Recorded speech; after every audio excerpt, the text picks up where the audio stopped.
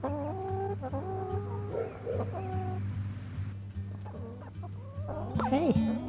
what's up?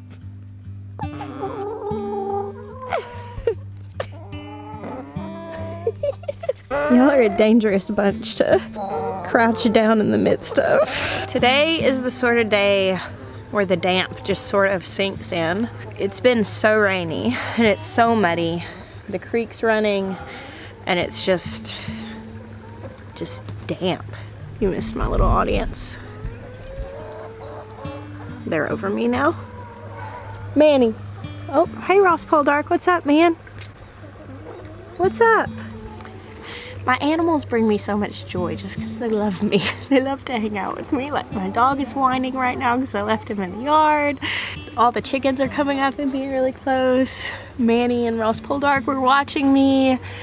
They really just want food, but I like to pretend that it's just some great affection that's actually going on. So we actually made some changes over here that I thought I would show you guys. I'm waiting until it gets just a little bit warmer. Past our last frost date, I'm gonna plant this really pretty, and we're gonna finish out the brooder boxes. But let's go in here and check it out. So we raised the roosts in here because the hope was to stop the chickens from roosting here. And if you'll see our little ramp, we'll see how it works. I think it'll work. I think it's actually going to make the chickens very happy. Now, the nest boxes are currently closed, but in the mornings we'll come and open these. And probably the biggest change is this light that's in here right now. Hey, guy. Hey, handsome. Are you too cool? You got the little swoopy thing going over your eye? My alpacas and goats all look like, well, they're a mess because they are tired of hanging out in their barns, so they've just decided to stand out in the rain and in the damp. It's not cold by any means. It's one of my children shouting from the front porch asking if they could have yogurt. So it's not cold out here. It's like 50 degrees. So I mean, that's cold to me, but the animals are fine. Now with the chicken coop, I showed you the light. Now we have never put a light to force laying on our chickens ever. We have never forced laying. We always give them the winter off.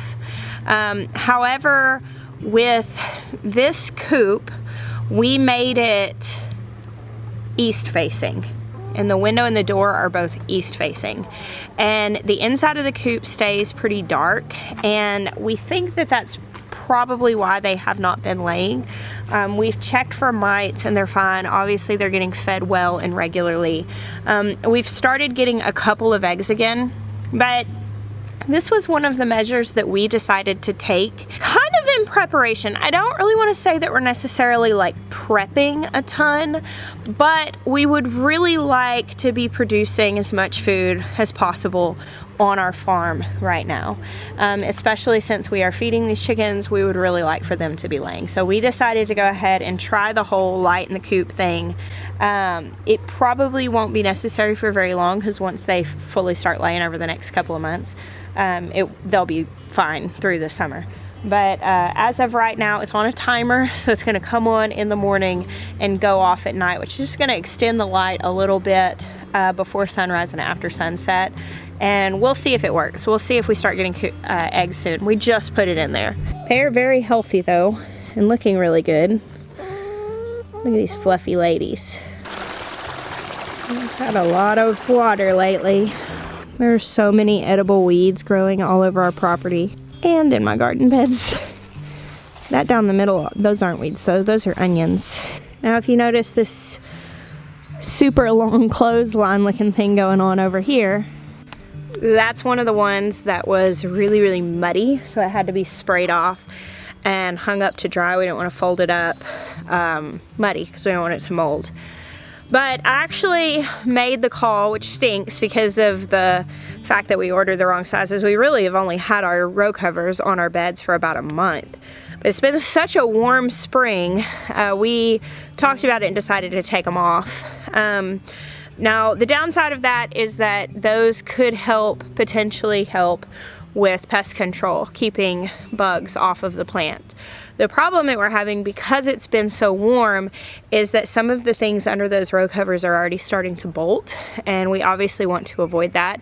The other thing is that those block about 30-ish% of the sun, and so they're gonna slow down growth just a little bit.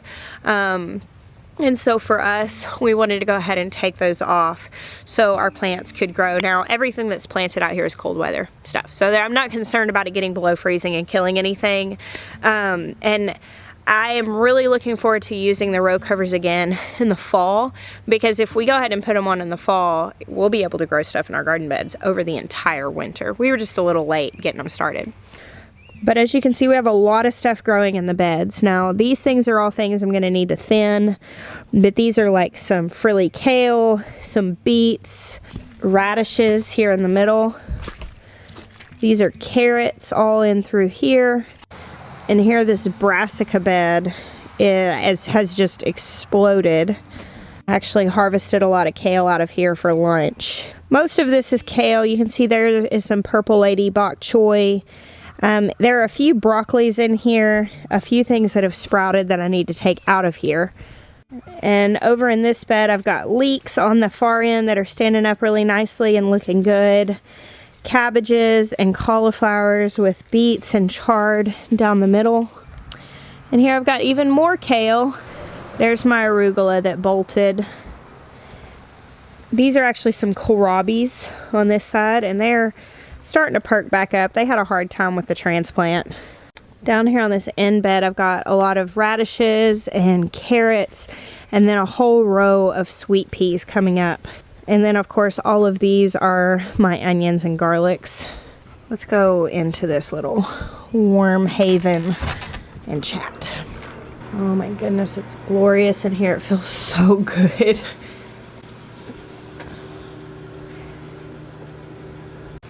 Got lots of seedlings in here. Everything's looking really healthy and happy.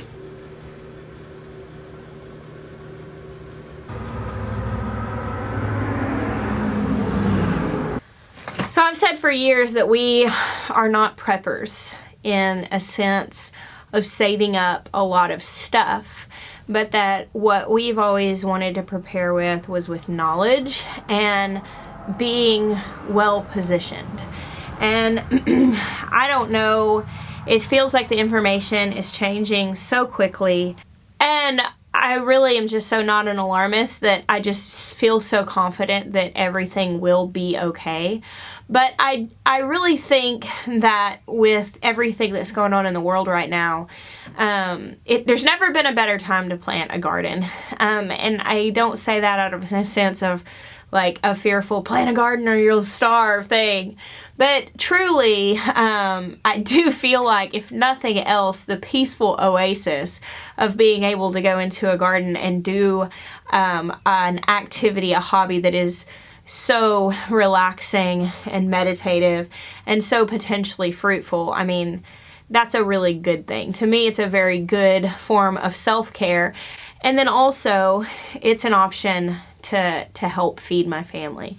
And I don't know what the next several months are going to play out like. I don't know what things are going to look like. But I do know that the more food I grow, the better off my family is going to be, and the better equipped I'll be to help other people.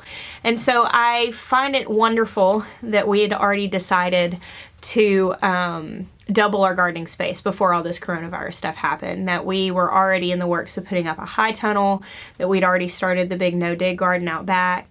We were already planning on growing a lot more staples, and so that's all just the same. Nothing has really changed in that for us.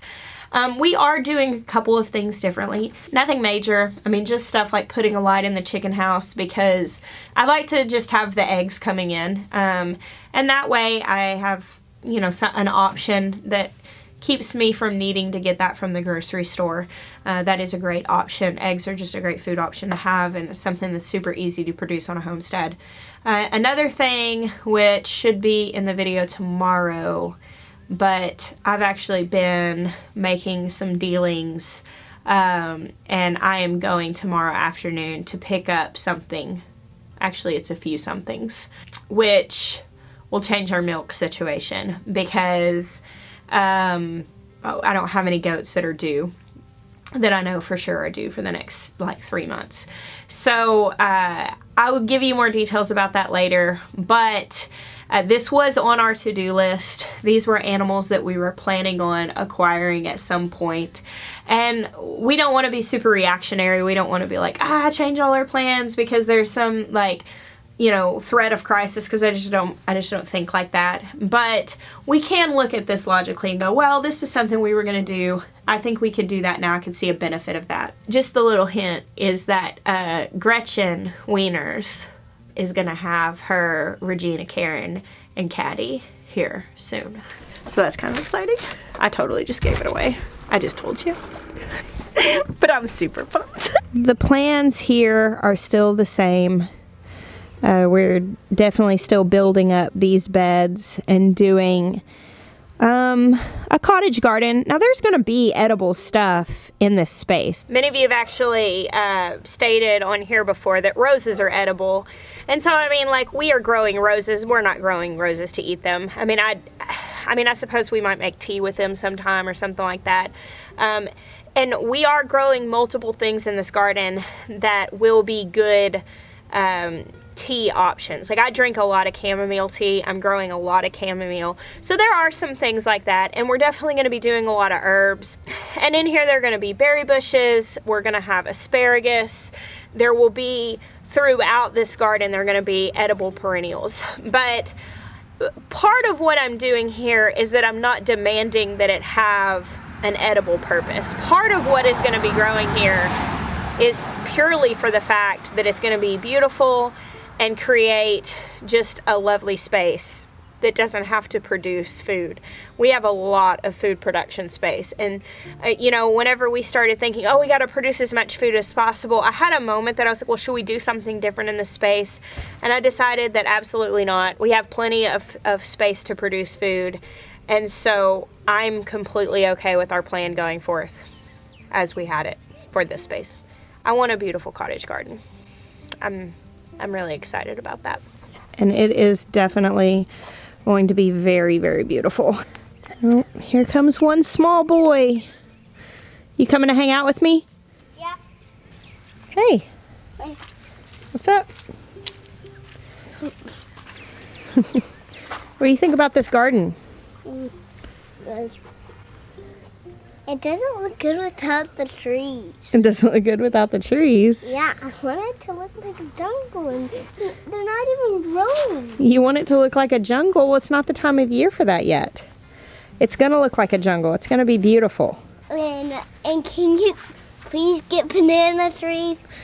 Yeah, we will. We'll have banana trees. We still have them in the ground. Come here, let me show you. You see that? That? Yeah. A banana plant's going to come out of that. That's one that's left over from last year. It'll grow back up. So these actually just came today.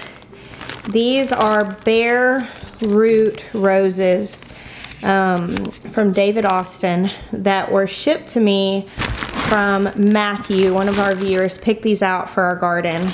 That's such a precious gift, and I was really, really excited to get those in today. It's such a bright spot. I am really looking forward to this garden. And you know, it's kind of funny, you know, I've been talking a lot lately about fear, and I'm really not falling into that. But that doesn't mean that you don't need to be prudent and that you don't need to be wise and sober-minded. And you know, I think that this is going to be a fantastic time to grow food. I mean, I have the capacity to do that, and it does alleviate that need from grocery stores and other sources, because I can source it from my own yard, and it does give me the opportunity to help other people. But you know, fear, I think a lot of times will rob you of like joy. It does. It just robs you of joy. And I don't know, that cottage garden is becoming maybe even more sweet to me than before, because it is that oasis. It is that thing that is for the sake of beauty and for the sake of enjoyment. And it just brings me so much gratitude. I feel so grateful that there's room for that. Like there's room for things for enjoyment. And I don't know, we have a lot of tasks to do right in front of us with everything that's going on. We kind of shared this on a live. I really want to bring you guys very practical content to help you with skills that are simple things that you can do, like making bread and you know, making things at home, replacements for things. Just because I mean, guys, we can embrace this season where there is, you know, a demand to stay home and the social distancing and all of that stuff. We can really embrace this. For those of you who have a homestead dream, for those of us who have the tendency, of speaking for myself, to get really busy and fall into conveniences, we can embrace this. I mean, this, I think, could be, if we will approach it this way, it could be something that we can find a lot of good things in. And that's by no means minimizing the hardship and the fear that a lot of people are dealing with and the concern, because I know that this is a scary situation for a lot of people and there are going to be concerns financially and all of those things.